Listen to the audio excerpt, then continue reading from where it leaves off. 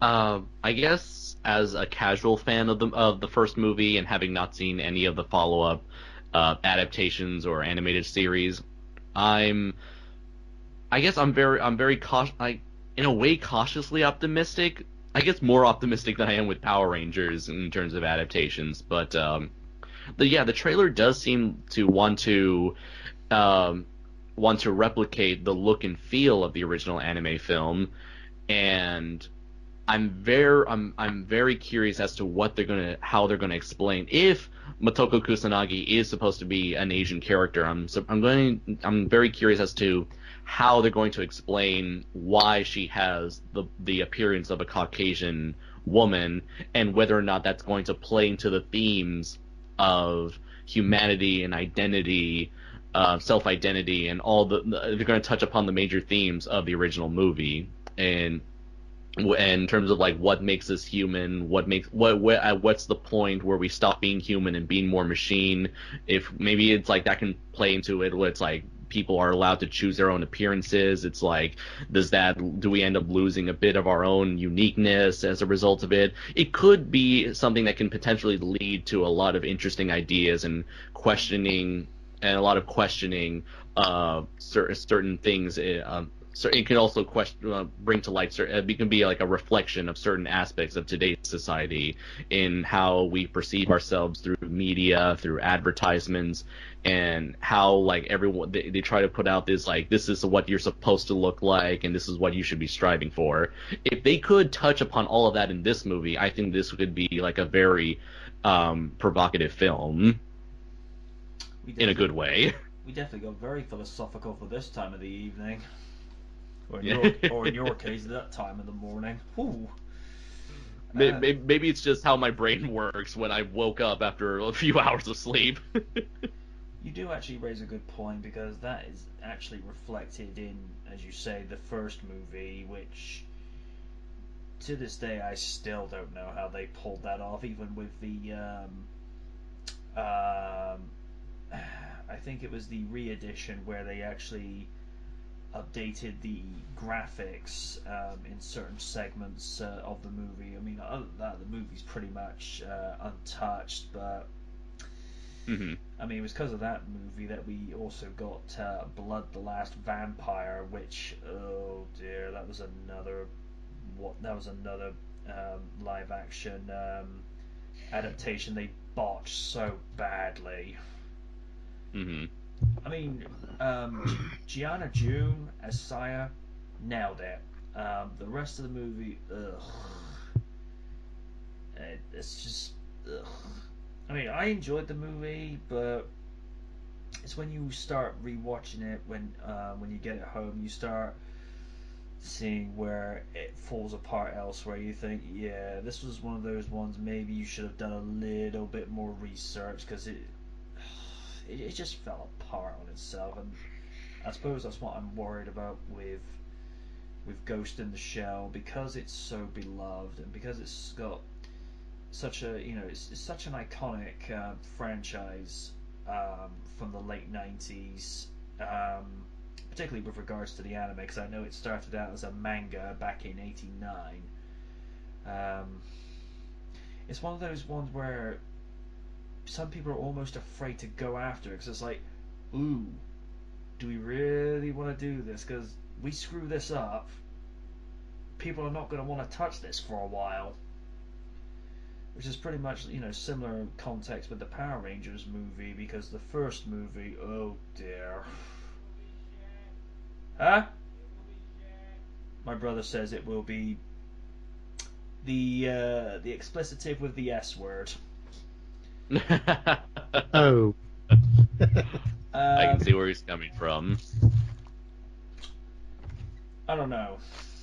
I mean, I feel like they've probably waited the right amount of time to go back to basics, but it's as we discussed earlier in this panel. I feel like they're just making the characters maybe just a tiny bit too edgy from what we've seen in the trailer alone, and just using like every emo teenager stereotype going. I mean, we're not expecting them to be the goody two shoes from the original TV series. We want them to have a little bit of Levity. Yes, but not to the point where you feel like okay, someone's been drinking the Chris Nolan juice a little too long. I mean, we just want Somebody thinks it's still 2008. I wouldn't mind it being 2008 again. That's when we when we saw Iron Man for the first time, which was probably the major highlight for that year. Yeah. We also had Hellboy, which was nice. Yeah, we would have gotten the third movie, but somewhat, people are just not going to be able to see that, and that's a real shame because Ron Perlman really wants to do the third movie.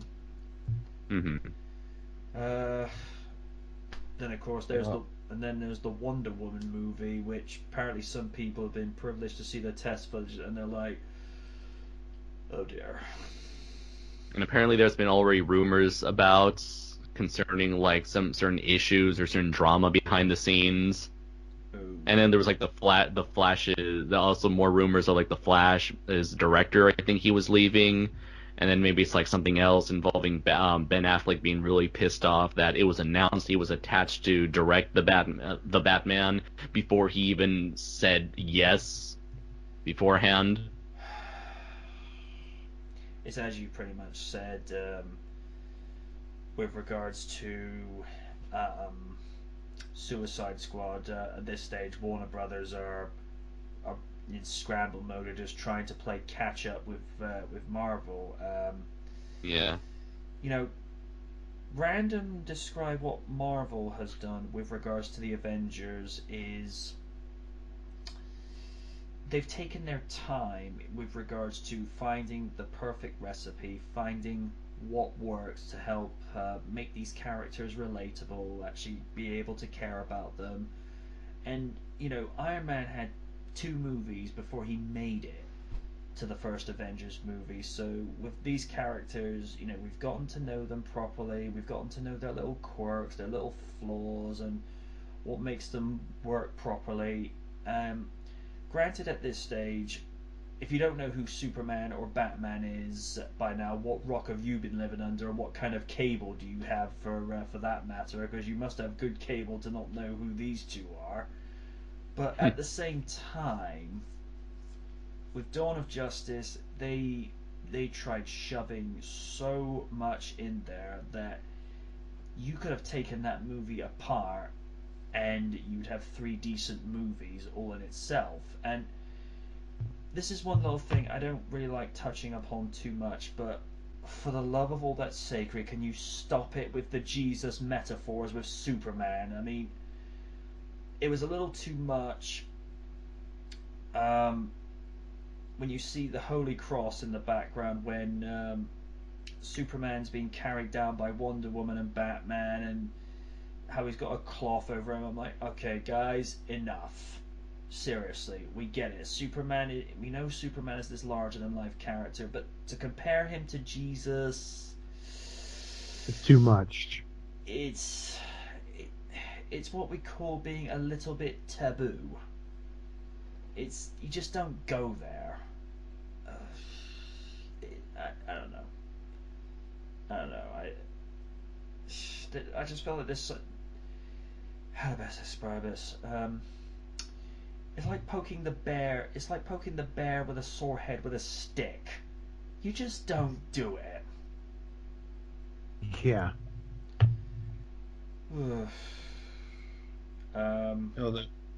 They're also releasing a reboot of Jumanji. Oh, really? Actually, no. It was confirmed that it wasn't really a reboot. They even said it's not a reboot. I'm thinking it's a sequel, I guess. I don't know. I think The Rock has actually confirmed it's not a reboot. It is actually a sequel. Okay, then it's my mistake. But it just says Jumanji. I guess it's kind of like Rocky Balboa or just Rambo. It's been or The Thing Yeah. prequel, which was just called The Thing. It's like enough time has passed to where they think they can get away with using just the first title again. Yeah, no. Oh yeah, I forgot. This year is also going to be the year where the Emoji Movie comes out. And we're done. Yes. Yeah. It's like I'm done. We're done. No more. No more reboots. I'm tired of reboots and remakes and all that. It's like, to bring up the Filthy Frank meme. It's time to stop. Yeah. Just take out Yeah. that giant clock. Just have that giant clock in my hands in front of a big green screen and just keep shouting that. Yeah, a new Soul Legacy movie is coming. Monster trucks, Smurfs. We really don't want to go there. Although I'm intrigued with Fast 8. Yeah, I'm really looking forward to Fast 8. Yeah. How's that? I heard that Monster Trucks was like in development hell. It was actually like finished like 2 or 3 years ago, but it's been in like development hell for like so many years now. So I wonder if that's what kind of sign that is. I don't know. But with Fast 8, I'm intrigued to see how this is going to pan out without Paul Walker. I heard they're going to use CG for him. They're gonna recreate him from the ground up. I have an idea. He'll be the first motion capture CG live action actor. No, wait, that was Jar Jar Binks. Or maybe use his brother again. Maybe. That's what I was about to say. That I have an idea for how they can shoehorn his brother and still keep the character alive. Like early on in the film, he gets into like an accident, or maybe the villain causes him to crash. I know too soon. I know too soon, but I'm not done yet. I'm not done yet. Maybe like an accident or something happens, and his face is sort of like they decide to pull a Michael Knight, and they bring him to a hospital and reconstruct his face, but they can't really reconstruct it to be perfectly like Paul Walker, so it ends up being Paul Walker's brother, and it stays like that for the rest of the series. That way, they don't have to use CG. They can just use the brother, providing that the brother wants to continue his brother's legacy. In all honesty, I think it's probably best that they don't bring Brian O'Connor back into the story, because he had such a decent send-off, considering Paul is sadly no longer with us. The way that they retired the character, I think that was the right way to do it. Instead of generically killing the character off, they just he had his moment in the sunset with the right song to send him off on, and with the words for Paul right at the end. I'm like, that is how you do it. And it's as we discussed last year. Particularly with the narration from Vin Diesel, you got the impression that he was saying it to Paul more, from Vin to Paul rather than Dominic to Brian, because it was a nice just saying, no matter what happens, you'll always be my brother. And I'm kind of agreeing with Nick Nugent at this stage, although I'm always geared up for a Fast and Furious movie. I think it should have stopped at 7, because Paul Walker is the heart and soul of that franchise. You can do a Fast and Furious movie without Vin Diesel and it'd be fine. We have seen a Fast and Furious movie can be done without Paul Walker, but then again, look at Tokyo Drift. Actually, none of the original characters were in Tokyo Drift, well, except Dominic, but that was just a cameo role at the end. Yeah. I feel it's going to be one of those deals whereby maybe they should leave it a few years if they really, really want to do more installments to the Fast and Furious franchise. Let it at least sit for 10, maybe 12 years, because I think people have seen enough car movies for the time being, with the exception of Knight Rider. It needs to have its thing, and yes, I know TV series coming, but damn it, it's not enough. You want more. Why, yes, I do. Why, yes, I do, Mr. Noir. I hope they No, bring don't worry, Justin I'm Black. the same way when it comes to my favorite franchise. Uh, I hope they bring Justin Black back from that played in Tokyo Drift, the main character yes. in Fast 8. I did like him. I thought, he had a lot of character considering how he started off in that. Uh, and again, as we mentioned earlier, Transformers last night. Oh dear, that thing is going to be such a train wreck. I mean, apparently they are actually already filming in Sir Winston Churchill's office as well. Oh dear. Oh. This thing is going to suck. Oh yeah, then they also talk about wanting to make a cinematic universe out of this with spin-offs and stuff.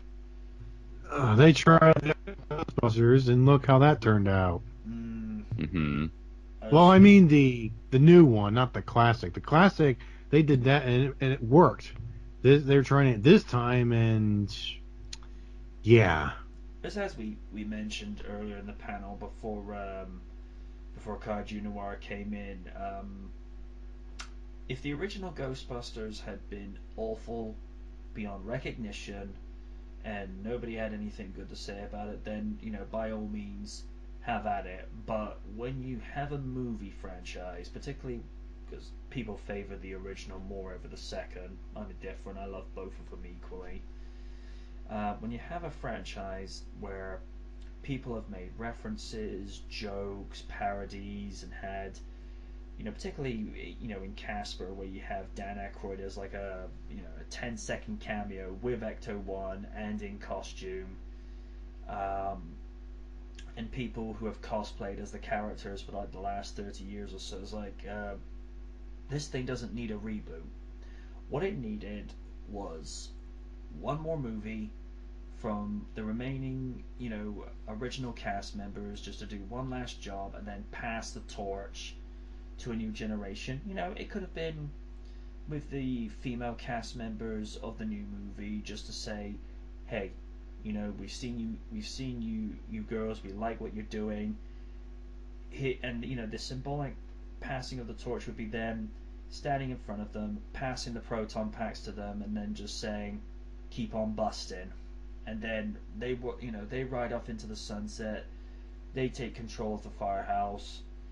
And if you had Dan Aykroyd and Ivan Reitman on the creative, it would have been fine. But no, they had to go and reboot a franchise that didn't need rebooting because, as I've said earlier, there are kids today that weren't even born in the 80s when Ghostbusters first came around, and kids today love those two classic movies. And it's the same context with Back to the Future and Jurassic Park.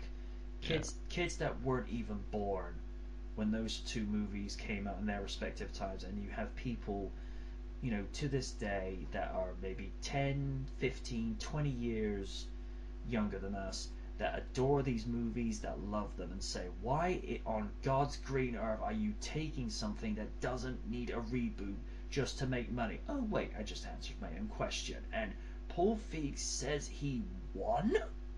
In what universe did you win? I think Kaiju said something to the effect on Facebook, like, I don't know what logic that really is. People actually despise this movie. It didn't take any decent money. It had mediocre DVD and Blu-ray sales. I fail to see how this is a win, because I feel like they're kind of getting high off their own supply there, because for what I saw the last 8 minutes of that movie, I'm like, ugh.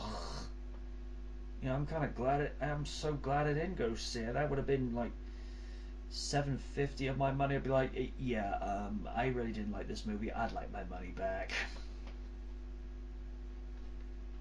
Good.